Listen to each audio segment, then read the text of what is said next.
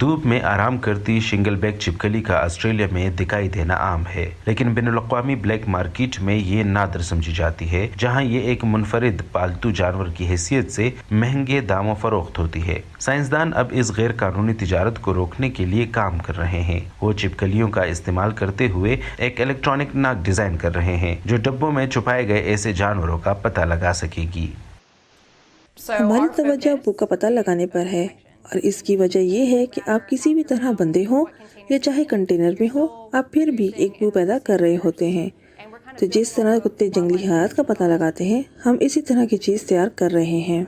Amber brown ने पिछला साल मुल्क भर में एक शिंगल बैक छिपकली के नमूने जमा करने में सर्फ किया है। कुछ बुनियादी टेस्टों के बाद इन जानवरों को 20 मिनट तक एक हवादार डब्बे में रखा जाता है और लेबॉर्ट्री में तज्जिए के लिए इनके जिस्म की बू को जमा किया जाता है।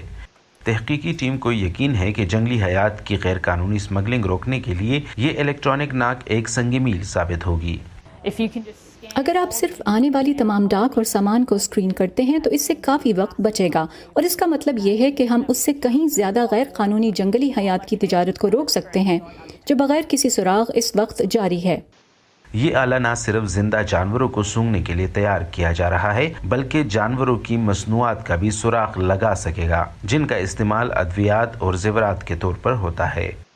ये सिर्फ ऑस्ट्रेलिया में ही नहीं बल्कि पूरी दुनिया की जंगली हयात के लिए एक मसला है, क्योंकि इससे न सिर्फ जानवर नापैद हो रहे हैं बल्कि कुदरत में पाए जाने वाला तनू भी मुतासिर हो सकता है। अगरचे इस तहकीक की तवज्जो शिंगल बैक छिपकली पर है, लेकिन उम्मीद है कि इसमें स्मगल किए जाने वाले दूसरे जानवरों को भी जल्द शामिल कर लिया जाएगा।